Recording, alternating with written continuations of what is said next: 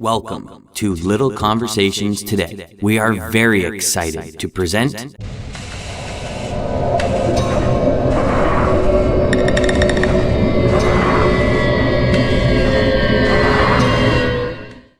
that's where it all comes down to when you're talking health, when you're talking success, when you're talking anything. It's a choice of your environment and who you choose to hang around with.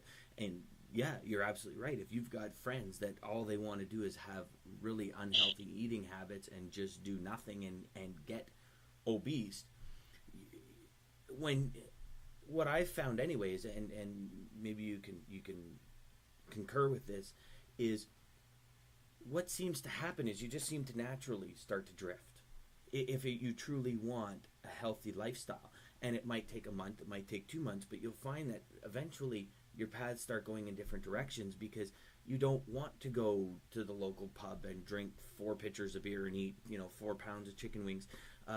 You'd rather maybe hang out at home and have a nice chicken breast over some salad and some vinegar as dressing, and that's your dinner.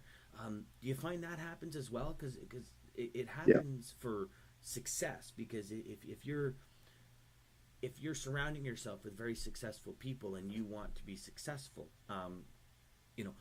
your friends that and success means something different to everybody else. So this is by no means a successful people are better than anybody else. But you find that your interests change. If you'll say your interests change. So you might not have the same interests you had 6 months ago. Like Wayne Dyer says, he says, you go from the morning to the afternoon of your life. And at that switch, things that were right in the morning or things that were true in the morning are now a lie in the afternoon. Would you agree? Well, and the other thing is it's called mother time. Basically, your body, what you do when you're 20, do the same things at 40, you're going to find yourself very unhealthy. Yes. In fact, that amplification. So it's the reality of life as well as absolutely what you're saying is correct. And it is this. It is that having an underlying structure that supports health is very important. In fact, I think you're going to interview David Katz, who's done a lot of work with childhood obesity. And he came out with an article a couple of months ago called Forks versus Feet, where he's talking about decreasing our calories versus exercise as the all-overreaching plan. And I concur 100%. In fact, he says, basically says we need to have a levee system to keep the obesogenic world from coming in on us. Well, it's interesting because I created the BioNetwork about 9 years ago. The BioNetwork is that levee system. It's about putting people in a surrounding environment where they were around like-minded people. About 5 years ago, the New England Journal of Medicine looked at the Framingham study and showed that people that hung out with obese people got obese, even if they weren't around them. That association creates obesity by that modeling. So we reverse engineered that even before that study came out, and it was about creating an underlying microenvironment of health where we surround our clients from the comfort of their home with all the things they need to create health.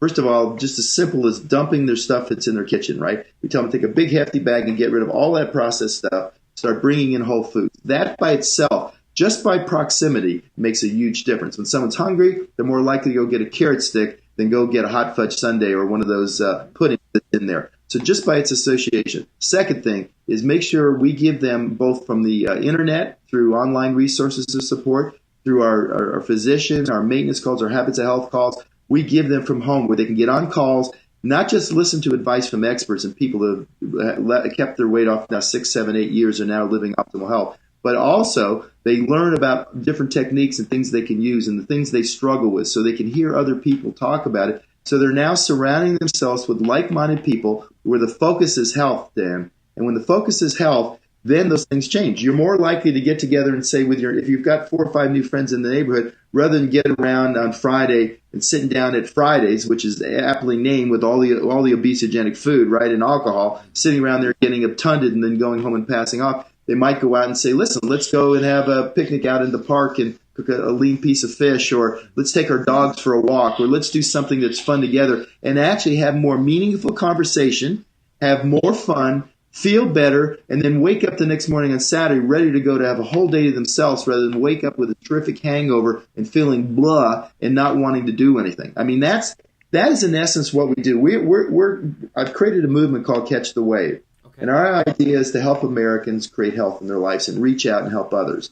Our health is critical to us, and 70% of us are overweight or obese. We need to make a fundamental shift towards helping people get healthy and reaching out. And as it becomes, as you said, it's contagious. Yeah. You start getting around healthy people with lots of energy. And by the way, I measure success in two axes. First, it's failure to success in the extrinsic measures, the things that, we're taught as kids. We want a nice house, job, enough money, a nice car. Those are external measures. But basically, there's another axis, or the axis of depression and fulfillment.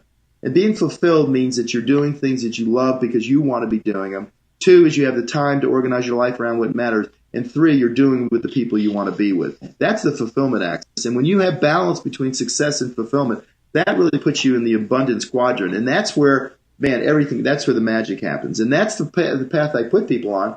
Let's get you healthy. As you get healthier during those teachable moments, let's create a mentorship and a support program and the tools necessary to move forward. And if you do that, people want to be great. People don't want to be mediocre. But they need to be something that they want to do because they want to do it, not because someone else is telling them how to do that. And your health is right dead set perfect in that. You can't nag somebody into health.